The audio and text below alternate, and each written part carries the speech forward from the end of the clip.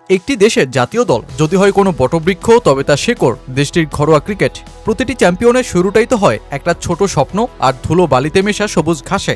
বলা হয় ক্রিকেটে যেই দেশের ঘরোয়া ক্রিকেট যতটা শক্তিশালী, সেই দেশের জাতীয় দল ততটাই ভয়ঙ্কর। আর যার পোক্ত উদাহরণই হতে পারে বর্তমান ভারতীয় দল। 2023 সাল পর্যন্ত লম্বা সময় ধরে শিরোপার আক্ষেপে পড়ে চলা ভারত ঘরের মাঠে ওয়ানডে বিশ্বকাপ ফাইনালে শিরোপাটা জিততে পারেনি ঠিকই, কিন্তু সেই একটা ম্যাচই দলটার জন্য স্ফুলিঙ্গ হয়ে ধরা দেয়। আর তারপর টানা 3 বছর ভারতের শোকেজে ঢুকেছে একের পর এক ট্রফি। কিন্তু আইসিসির একের পর এক শিরোপা জয়ে ভারতীয় পুরুষ ও নারী দল যখন সাফল্যে, তখন রাহুল দ্রাবিড়ের কাছে সবচেয়ে চমকপ্রদ ঘটনার শীর্ষে বরং ঘরোয়া ক্রিকেট ও এবছরের জম্মু কাশ্মীরের ট্রফি জয়। কিন্তু কেন? ভারতে ক্রিকেট ঠিক কিভাবে ছড়িয়ে পড়েছে তারই একটা দৃশ্য হতে পারে এটা। জম্মু কাশ্মীরে দীক্ষান্ত কুন্দল রঞ্জি ট্রফি জিতে বাড়ি ফিরছেন, আর তাকে বরণ করে নিতে গ্রামবাসীদের নাচে গানে উদযাপন। ঠিক মনে হতে পারে এ যেন কোনো বিয়ের লগ্ন। আর হবে নাই বা কেন?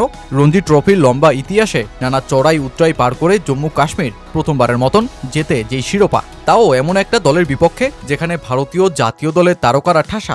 প্রতিপক্ষ কর্ণাটক দলে ছিলেন লোকেশ রাহুল, মায়াঙ্ক আগারওয়াল, দেবদূত পাড্ডিকেল, করুণ নায়ার কিংবা প্রসিদ্ধ কৃষ্ণার মতন তারকারা।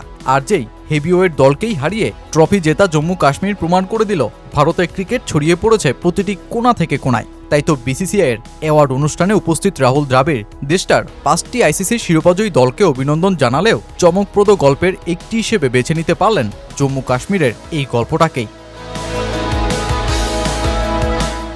ভারতীয় ক্রিকেট এতটা আত্মবিশ্বাসী হয়ে ওঠার পেছনে একের পর এক শিরোপা জয় নয়, বরং এই দলগুলোর বাইরেও থাকা বিশাল প্রতিভাই বড় কারণ। বরুণ চক্রবর্তী বলতে পারছেন, ভারতের একটি রাজ্যেই যত প্রতিভা আছে, অনেক দেশের পুরো ক্রিকেটেও ততটা নেই। তখন তো দেশটার ঘরোয়া ক্রিকেটে ভিন্ন কিছু যে হচ্ছে তা আঁচই করা যায়। আসলে আইপিএল ভারতের প্রতিটা কোনায় এমনভাবে ক্রিকেট খেলাটাকে ছড়িয়ে দিয়েছে যে তরুণরা রঞ্জি, মুস্তাক আলী ট্রফি উতরে আইপিএলে আসার জ্বরে ভুগছে। রাহুল দ্রাবিড় বিষয়টাকে ব্যাখ্যা করলেন অনেকটা এভাবে, এটা অসাধারণ বৃদ্ধি। ভারতীয় ক্রিকেটে সবসময় দারুণ প্রতিভা, ভালো প্রশাসক ও ভালো কোচ ছিল। এখন এর সঙ্গে যুক্ত হয়েছে শক্তিশালী অবকাঠামো, দুর্দান্ত জুনিয়র ও ঘরোয়া ক্রিকেট ব্যবস্থা এবং অসাধারণ সমর্থক। এসব একসঙ্গে মাঠে ফল দিচ্ছে, যার ফলে আমরা 8টি সম্ভাব্য ট্রফির মধ্যে 5টি জিতেছি। মাঠের বাইরে সবকিছু আমাদের আগেই ছিল, এখন মাঠেও সবকিছু একত্রে কাজ করছে।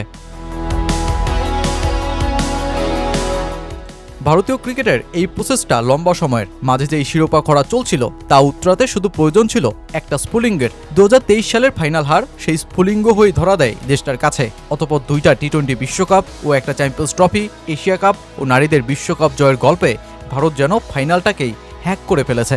তাই তো এখন ভারত স্বপ্ন দেখছে 2027 ওয়ানডে বিশ্বকাপকে ঘিরে। শুভমান গিল তো সেটাই জানালেন। অবশ্যই সেটাই চূড়ান্ত লক্ষ্য।